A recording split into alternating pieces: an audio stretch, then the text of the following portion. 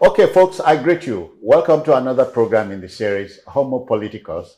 Uh, it's a program that interrogates any issue thrown out by my country, and we give context and clarity to such a subject matter. Today, Edo Guba election. APC's Okpebholo declared winner. PDP cries foul. You know, one reason people of conscience hate politics is that truth, what we know in journalism as fact, is never a politician's objective. Election and power are. You know, in the build-up to the September 21st Guba election in Edo State, the atmosphere was frenzied, with many folks unsure of what to expect. The polling has come and gone. Provisional results returned by the Independent National Electoral Commission, INEC, say the All Progressives Congress APC candidate Monday Okpebholo is winner. Not unexpectedly, the ruling People's Democratic Party PDP in Edo State has cried foul. Chances are 50-50 that the results will be challenged in court, perhaps up to the apex level. Makes you wonder if we participate in a politics of cynicism or a politics of hope. Even more intriguing for me is the poor showing of the supposed new kid on the block, the Labour Party, LP. You recall that Barrister Olumide Akpata struggled throughout the exercise. We are to learn that though the process was largely a peaceful one, apathy and vote buying took over. Would politicians ever give us a long break? And are we too far away from home? Let's tear the bag and compare notes. I have two gentlemen to broach the subject matter. At the studio end here is gentleman Cyril Abaku, broadcaster, communications expert. Cyril, I greet you one more time. Thank you, Citizen Jones. I'm glad to be here. We are joined remotely by Comrade Murphy Abadoni, beg your pardon. Murphy is an activist and an agitator for good governance. Comrade Abadoni, I welcome you. Welcome. Thank you. Good morning, sir. And also a broadcaster at the same time. Okay, you are a vote. You are an elector. I broadcaster at the broadcaster. same time. Okay, I should have added that. The viewer understands you now. Yeah, see, let's start with you. Murphy, did you expect anything more or less from Edo State? I know you are Delta.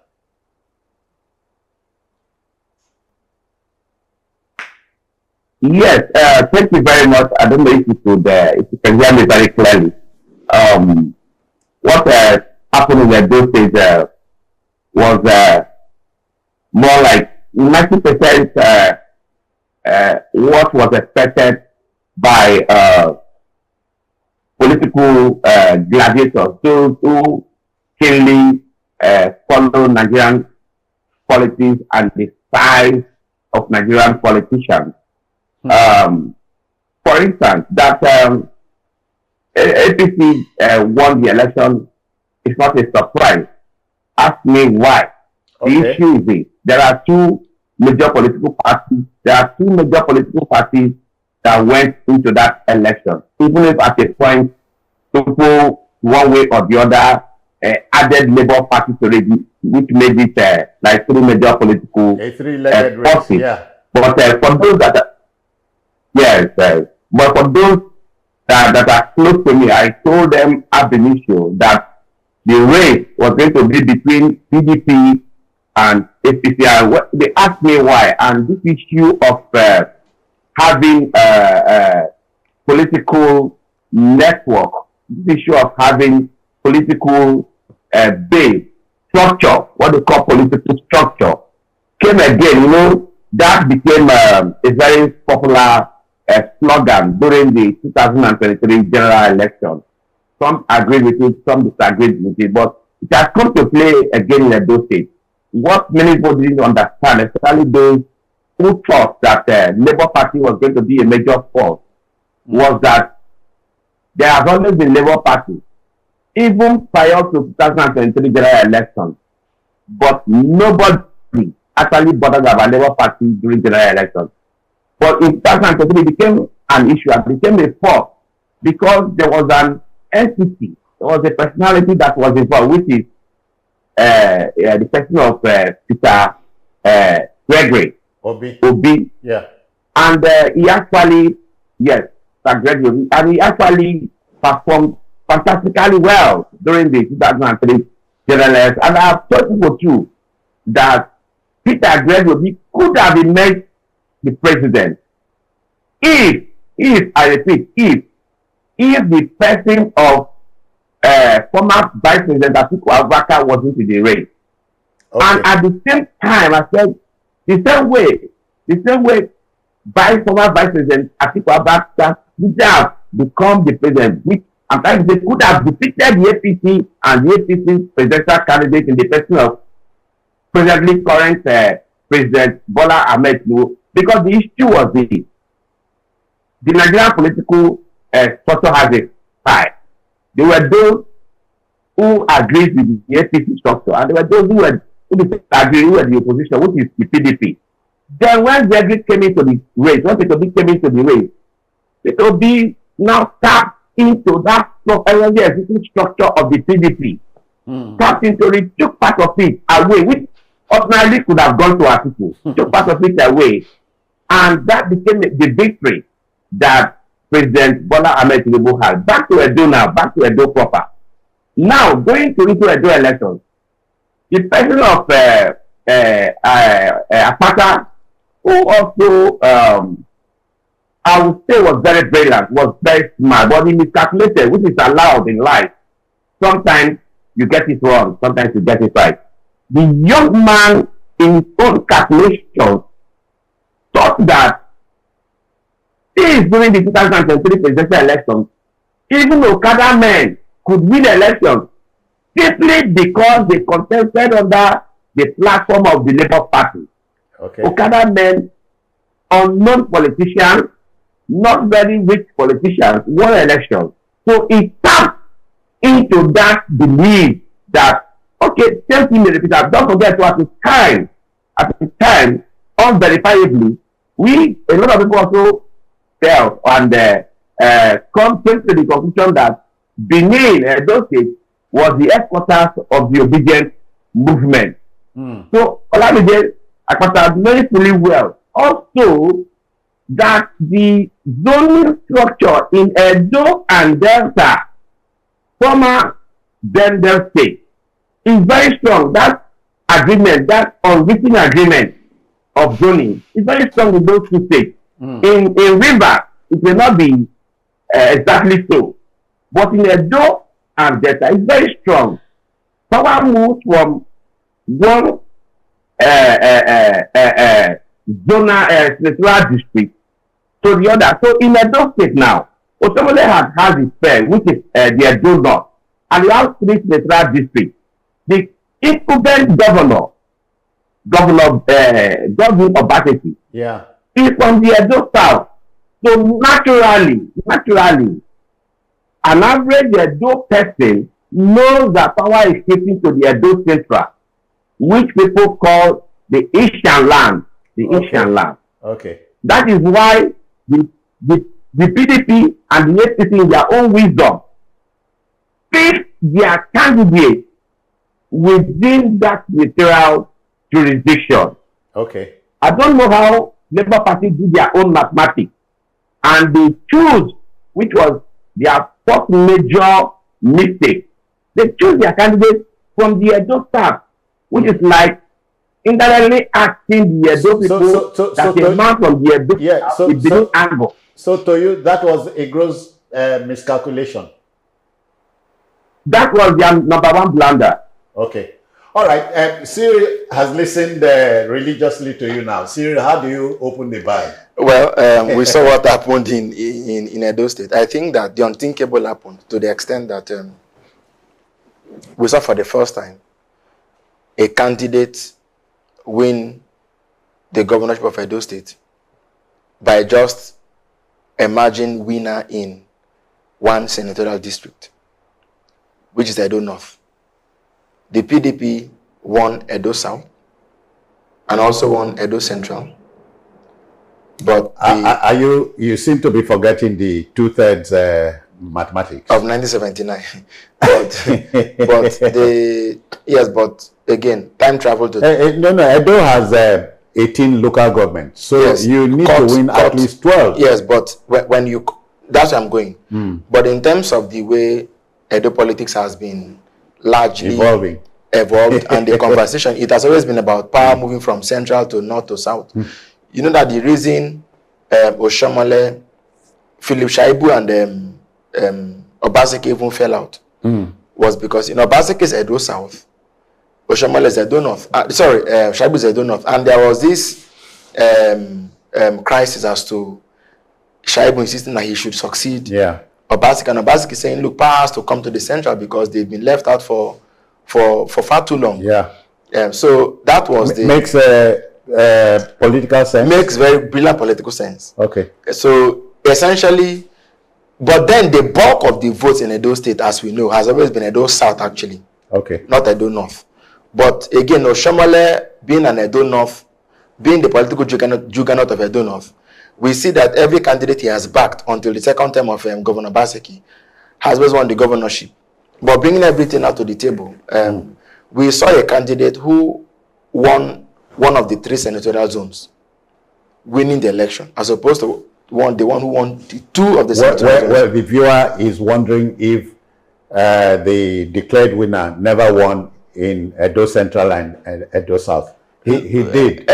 Votes here yes. But when you put the figures together, obviously the people. Now the issue on the table again is that whereas we're talking about who won where and who didn't win where, or who lost where and who didn't lose where. No. Essentially, we are talking about who won the election. But the fact, but the point on the table is how much did conscience win, and how much did bribery win. I think that in the end, it comes. By the way, Cyril, are you able to second guess why the incumbent governor, went to INEC in the thick of the election, and why he had to be walked away? Anyway, yes, but again, no. Are you able to factor for what it is worth? Let's assume that it was on account of his personal frustration with the process.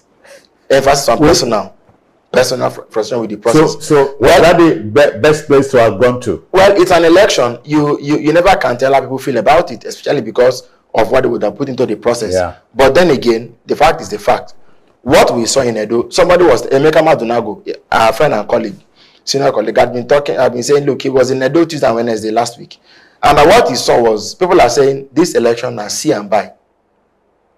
You had 2.2 million people register for the election, if I'm not mistaken, and only 40% came out to take part in the process. Now, primarily we would say that in itself is apathy, but by Nigerian standards, bias like beauty, bias like beauty is in the eye of the beholder. Again, so 40% of 100, right? 40% is low, but by Nigerian standards, that's a very healthy turnout.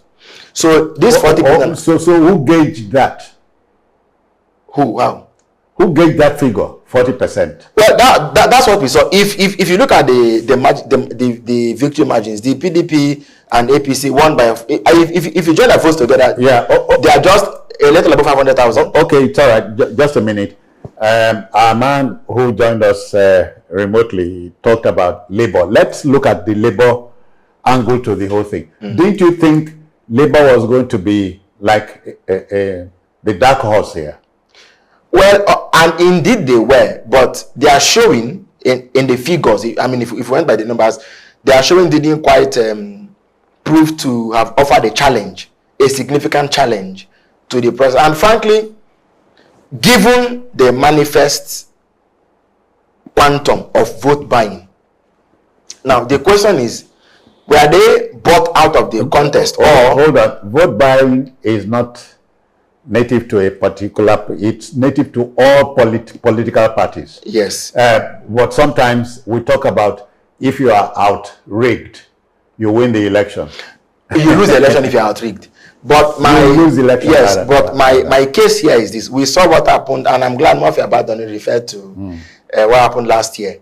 How Labour Party, almost got on cruise control. Their Okada riders, all sorts of artisans who got on the ballot willy-nilly won elections. Labour Party has senators today. They have members of House of Reps. So at that point, there was no vote buying at that point. I want to assume so because there was an organic liking the voter took to their candidates. And so, on account of that, let's even give it, playing the devil's advocate.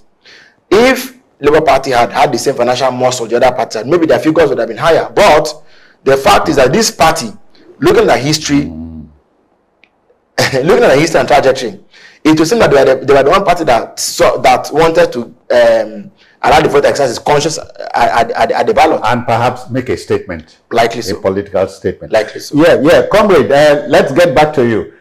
Are you there? We're in sync, right? All right. Yes, I'm with you. Do you see the outcome in the election going to court? Come again, sir. Come again. Do you see the outcome of the election in Edo State going to court, and for that matter to the apex court? Don't forget, Edo State became an off-cycle. The election became an off-cycle one, owing to challenges here and there. Well, I can tell you for free that it has become traditional here in Nigeria that after every election, every other loser must go to court. So I can tell you in clear terms that the opposition, particularly PDP, but in fact, it's as good as they have gone to court already. And you could even think that, from the action of the incumbent governor of the state. So they will go to court. The beauty of it is that in midst of the hardship in town, going to court also means that there will be more money for lawyers, there will be more money for their legal advisors and the rest of it. But the point really is that I think we should get to that point where losers of elections should not necessarily proceed to court, especially when the evidence are obvious that you are naturally going to lose that. In those cases, for instance, Obaseki as a person has so many issues that were working against him. And let me even say this, let me chip in this very quickly, that today is victory for APC. Yes, the APC can go and celebrate. But not necessarily because the Edo people are in love with APC. Not necessarily because the Edo people are in love with Okpebholo and Okpebholo. Not necessarily because they wanted APC to govern their state. But because the Edo people got fed up with the political side of incumbent governor Godwin Obaseki. So all they did. Shenanigans. Yeah, all they did was that they casted their vote against Obaseki. And in the course of doing that, it became a flop for the APC. And if you remember, that was also how Obaseki, that was why I was talking to you before now. I said Obaseki is the only good Christian we have in Nigeria who follows the Bible intact. Freely he received power. Freely he has given us power. When Obaseki was coming to power, he didn't have the muscle. Financially, politically, and otherwise, he didn't have the muscle. But because people, especially in the second tenor, in the first tenor, Oshiomhole backed him, just like Oshiomhole has backed Okpebholo now. Oshiomhole backed him to power. In the second tenor, he had issues with Oshiomhole, he had issues with APC, went to Abuja severally to consult with the former President Muhammad Buhari. Those efforts failed him. Eventually, The Edo people felt that, who are you, Osomole? How can somebody offend you and has gone to Abuja, has gone everywhere to apologize and you won't accept? If that is the case, we'll tell you that you are not the god of Edo politics. So the vote that gave Bateki the second term was not just a vote for Bateki, but it was a vote against Osomole and DP. It was a vote in protest of Oshomole's action after that moment. Now, back to the election that just took place 2 days ago. The Edo people now saw that even the Obaseki they fought for was not even what they thought. The Obaseki they fought for had disappointed them. The Obaseki it was simply put a payback time. Yes, that's all. That's all. That's all. They now saw the Edo between Obaseki, the Obaseki PDP, and Oshomole, Okpebholo, APC. What do we do? We are having one at hand that is dealing with us.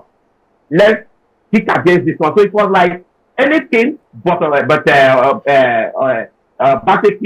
and Aswe. That was what they do. Anything but Bateki and Aswe. That's what. Thank you. So let's one issue.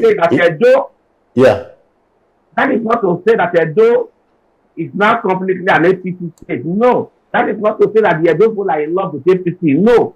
But the Edo people have just tried to kick out anything that is connected to Obaseki. That was what happened. Okay, thank you. Thank you. So, you know, one poignant thing he mentioned there was politicians in Nigeria remaining bad losers, which is saying at the least prompting you go to court. Of course, the lawyer must play his part. He tells the client, even when the case is a bad one, we will win, you know. Still, we are close to being 64 years. As a people, in 64 years, our politics has not evolved. No, but if the grounds are there for litigation and the law guarantees the right to so litigate, why should anybody be and now try to pull the moral the moral card? Because if you look at our political evolution, 1979 was an unlikely was a big surprise. We didn't imagine that it will appear on the screen the way it's appearing now, that, you know, politicians will go to court to challenge an election outcome. But that the courts were able to you have just reminded me of the infamous 12-2-3. Professor Sumbo was asked by the courts. That was how Adams Oshomole got into office, and I can go on naming even Mr. Rotimi Amechi, the list, you know. But the ACN back then was the pivot on which this new civilization came to light. So you think it has taken root? Oh, but of course, yes, we have Ondo. It has become a way of life. It has become norm. It has become norm. And if you want to look at the cartography of states where this has essentially taken hold or taken root, it was basically an ACN thing. So they thought the political class that this is a possibility, and believe me, it is a ground that will continue to be explored until we fix election outcomes from source, which will be the matter of retooling INEC. That today, we look at the NBA, we hold elections electronically. People vote for reality TV games electronically. I wonder why it is difficult for us to have you know the way we can use ATM machines. Why can't we vote electronically? And to cut off all of the gray areas. You must lead your campaign to the National Assembly, which is charged with making laws. No, but the National Assembly can only be the institution to institute that type of... Yeah, but they are simply unwilling. These proposals have been there. They are simply unwilling. So we are long way from home. But we shouldn't be. We've done Edo, now we're heading to Ondo. It will be the same story. Same story, same. These elections are determined by vote buying, not by any free and fair process. That's your personal, the evidence is everywhere. Weighing. Okay. Murphy, we are about to pack it all in. So taking it from the top, how do we close? Yes, the point here, from my personal opinion, is that INEC should try to improve on their game. It's unfortunate. It's unfortunate that after every 4 years, we find ourselves in a situation whereby we are still having reasons to ask INEC to do better. Beyond that, though, Nigerian politicians have a character that you can't really find anywhere else. A character that nobody agrees to be a loser. And hence, at the end of every election, everybody goes to come. But INEC should try to improve, and INEC should do better. If INEC improves, there will be less of these issues, both technically and politically and otherwise. That's on the part of the INEC. Then our politicians also must learn to accept defeat. Our politicians must learn to make judicious use of power. They must learn to use power for the benefit of those, the masses, those who have elected them to office, one way or the other. But that is what actually works against opacity. PDP had no reason to lose the election. But because of opacity, took almost everybody that worked to bring him into office for granted. A friend of mine told me yesterday, he said, look, opacity successfully gathered his enemies against himself. And that was how dare you win an election in Edo State where you have the likes of Ademto Shomole, you have the likes of Chris Twaibu, you have the likes of the man that left PDP for APC recently, Dan Obi, you have the likes of Dan Obi, you have so many of them. These are the political juggernauts of Edo State. So when you have these men against you, my brother, forget it. Forget it. You are bound to lose. That is just the issue. I think I pray that politicians should learn, and we should not have a reputation of what has happened in Edo in Ondo State. Okay. Thank you very, very much for your intervention. Thank you. It's my pleasure, sir. Yeah. Thank you, sir. So how do you take this home? Considering that the statements of two gentlemen cannot be lost. In politics, stupidity is not a disadvantage. And that history tells us that man has not been able to learn from history. Yes. Again, and I think that the most important lesson we can learn from history is beyond the private or personal politics of governors and other politicians, as is being touted to be the case of Obaseki. Politics was designed to be the voice of the people, and the part of politics that makes it possible are the elections. Now, if an election has been held or purported to have been held, and it doesn't reflect the minds of the people, that has not been an election. What we want is a country where elections are held, where the votes are counted, and where the votes do count. This is really what we want. Whether you like the governor, you like his friends or not, is not the issue. The issue is, are we holding free and fair You are not elections? scandalized that for the politician, politics is a zero-sum game. I you mean, win it or tear ground, as they say. Yes, but as you also say sometimes, that the society prepares the crime, the criminal only commits it. I think that largely, either from INEC or from the National Assembly or from anywhere else, we prepare the grounds that make political shenanigans possible. That's why politicians behave this way. Anyone who dances to the tune of the drums, of the music. Can we and changing the rhythm of the drums isn't essentially for the politician who plays in the arena. It is for those who make laws. It is for those who have the duty to enforce laws. In a case where we appoint friends and relatives of politicians to go hold the elections, will not help us. What we need are laws that make fraud impossible. So don't run away with that. Any wreck in this case, because let me second guess you. Yes. Must be a relative of somebody. Yes, or somebody's father. Yes, but not of a politician who has no. in the case. But and who is it making happened before. In but it doesn't make it right. In America, John F. Kennedy was the president the younger brother was the Attorney General. So Yes. did it make it wrong? Well, I don't think it was the best thing.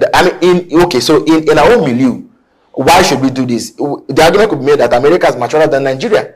So that's politically speaking. But for now, what we need is an electoral system that even if we're appointed, I'm glad I even talked of the Canada. America thrives on institutions. A case in which even if we're appointed my son to be rec in a city I'm running for elections, people will know that rec will have little or nothing to do about the election, that the system will make itself accountable.